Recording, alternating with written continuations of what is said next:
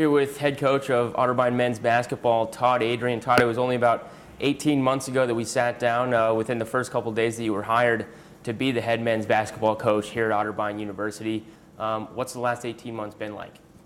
It's been a whirlwind, honestly. A lot of fun. It's been a great experience for me and my family to get to meet and get to know a lot of the people here at Otterbein. I thought it was a pretty special place when I came and interviewed for the job. I felt like it was definitely a place that I could see myself, and I think my family, them growing up here, and I think every day that we've been here, it's been even better than we thought. So it has gone fast basketball-wise. We had a great group of guys we inherited last year that we asked them to do a lot of things, and couldn't have been happier with the way that they worked, the way they came together as a group. This year, we've been working hard, started recruiting. Basically through the season last year, this group of freshmen we have, and then in the spring, already started up with juniors, seniors to be. So I feel like this is kind of our first year that we're going to go through a full recruiting cycle. We have a completely new group of guys. So it's been a restart. We don't have anybody that's gone through more than 2 consecutive college basketball seasons as a player on the court. So, this year I think, it could be a kind of a wild ride as well. There may be some great victories and some nights where we really play well, and I think a lot of that will have to do with matchups of the teams we're playing. And then some nights where, we don't look like we've been out there much before, because the reality is we haven't. So I'm looking forward to it. Coach, you have a few guys, 2 or 3 guys that are not returning to the team this year that really played pretty large roles just a season ago. What's the situation maybe that some of those guys felt that it would be better off not to play?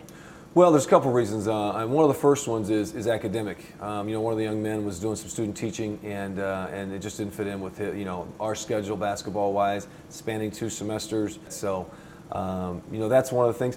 When you turn programs around and when we come in and have a completely different philosophy, it's very typical for guys to decide to retire and hang up their shoes between the seasons. Everybody kind of has to reevaluate every year in between seasons whether they want to put forth the work in the off season, because while it's not required, when the rest of your teammates are doing it, or a number of the teammates are doing it and you don't, then some playing time can be determined in the off season as well, not by the coaches but by the players. And we had a number of guys that their priorities were just different. The reality is, when things change, some guys really buy in, and in situations, sometimes cause the other guys to go a different direction. I know in June of 2012, last year, when you first got the job, we sat down and you told me that we have a vision. What is that vision, and how far are you in kind of making that vision into reality? Well, the vision is multifaceted. Probably a couple of things that span the entire program on and off the court is our dedication to excellence and our pride in our performance. And I talk about pride in our performance, I mean in the classroom, I mean in the weight room, I mean in the community, and on the court obviously as well.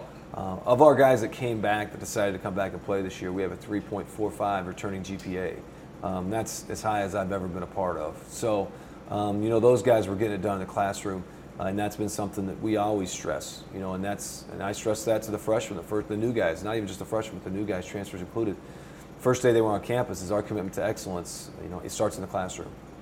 We've already been out in the community and done some things, to try and improve Westerville and Columbus as much as we can as a group of people. And we're just on different stages. Like I said, they're still hearing it from the coaches. It won't be until year 3 and year 4 that our younger guys hear it from their upperclassmen. It's about doing things the right way on and off the court. It's about a brotherhood, and knowing how to treat your family and knowing how to look out for your family. And that includes, the Otterbein family. We talked just yesterday about how to be leaders on campus and how we need to do more of that as we grow. That this year, because we have so many new faces, is really another first year, and that's expected. The nice thing is we also kind of see it as a fresh start, another fresh start, if we will, with younger guys that are going to be around 2, 3, and sometimes from here 4 years. How much is winning going to be what you guys base your success off of? I know, as you said, you're looking to kind of build off of last year. This is kind of another first year. Are you looking more at the quality of play, the maturation of players, or are you looking at wins as ultimately the most successful? I don't want to say that winning is important, but that's not how we gauge our success. We won't talk about wins, or very rarely, if ever, do we even talk about number of wins that we want to achieve. If that happens, it will be in year 4 and 5. We all understand it's not about the score. It's about winning every little battle, or doing your job and supporting your teammates. So while we are instilling that culture and that mindset in our guys, we will coach away from the scoreboard. After 40 minutes of play, look up, and if you're ahead at that time when the buzzer sounds, you're happy. And if you're not necessarily brokenhearted. We all want to win. You're upset. But either way, win or lose, we need to have the process in mind with how we can get better. I think everybody's expectations should be high. If that means for wins and losses this year or wins and losses next year, that's going to be hard to tell. We'll see. But I think everybody's excited about the future, and how good we're going to be at some point in the future, whether that's December, January, or next November, next January. I can tell you the way that our guys have been working, and the type of people they are, I think every time you come to the gym, you're going to notice some improvement. Personnel-wise, last year over Christmas break, Jake Bischoff transferred over here to Otterbein, became a very key part of the Otterbein basketball team. Marshall Crum came over, I believe in February it was, and he became quite an asset for the team as well. Are you going to look outside maybe? I mean, as the season goes on, are you going to be looking again for other guys that maybe are unhappy with playing time somewhere else, or are you pretty set in stone with the guys you have? Well, we're going full speed with these guys, and that's what we always do. This is this is our family. This is who we're gonna go to work with every day and try and get better. But the reality is, when you're a school, an institution like Otterbein, and you have a tradition like the men's basketball team does, you're going to get guys that are looking to come back. And there'll be a number of guys that we've recruited that have gone elsewhere, and I think we'll realize that maybe Otterbein's a place for me. I think it's a little bit unusual for that to happen at Christmas time. But the two instances that you mentioned with Jake and Marshall, it was just the right fit and the right time, mostly for family reasons, that those two guys moved when they did. But having said that, we don't plan on that happening. Those are always, obviously, to get Jake and Marshall last year, that helped us in a couple of spots, especially with the injuries we had. But we'll be a little bit deeper team this year. I don't think an injury or an illness will hurt us as much as it did last year. 17 guys on the roster, Coach. Who are the leaders on this men's basketball team? Well, right now it's coming from the coaching staff. We've had some guys that are beginning to step up, but again, Harrison, with the number of guys we have that are first and second year players, the leadership is still developing. I was thinking captains this morning.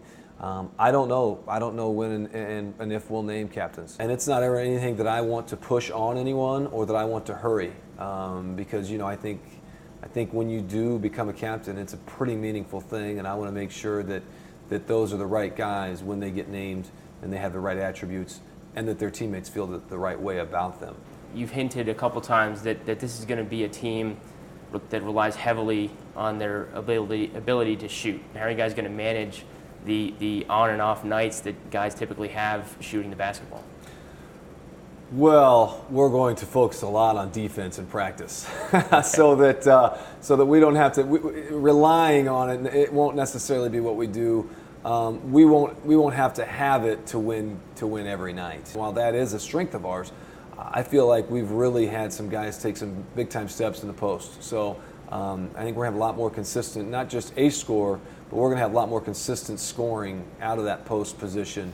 So, if we can get to the free throw line, we can get the ball in the post, as much as we can. That will stem the tide a little bit if our outside jump shot isn't going. Our guys know that if we don't improve our defense, so that we can get stops when we need to, and improve and become a more balanced offensive team, then we are going to live and die with the long ball, and that's not anything that I've ever wanted my teams to do. But in the back of my mind, I know that the nights that we're quote unquote hot, we may be a lot more difficult to beat than some of the other nights. So I guess whatever shooting type of rain dance we could maybe do to make sure we're on those 25 games, that would be good. But we all know that that's not what's going to put the ball in the hole. I want to give you an opportunity here to speak to Otterbein students, the Otterbein fan base, Cardinal Nation, all Cardinal fans, the city of Westerville. What are they going to see when they come out and they watch Todd Adrian and his team go to battle each night on the court? The floor's yours. I tell you, it's just a good group of guys. Our program is really in its infant stages, but not so much that we're crawling around. I mean, it's more of an early journey of I think a rocket ship, to tell you the truth. And I don't know exactly what direction we're going to be going, but we're going to be going there fast, and it's going to be fun to watch. I think our student section and our fans, they're second to none. We tell recruits all the time, if you want to come and play someplace that's special, come to Otterbein and play in the right, because the way that we've been supported the last 30 or 40 years, and I know I was talking to Coach Reynolds, and he mentioned that to me, and playing night games on Saturdays, it's a staple. Nobody else does that in our conference. We do it so that the kids of Otterbein, the people of Westerville can come out and support us.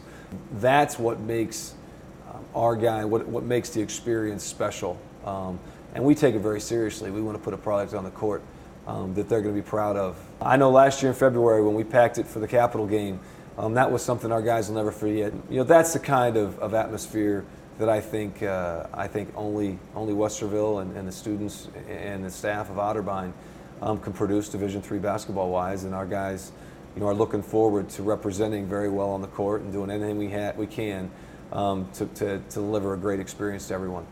Thanks for sitting down with us, and we look forward to the rest of the season. Yeah, thank you. We appreciate everything you do and everybody coming out to support us. Awesome. Sounds great, Coach. Thanks again. Yeah, absolutely.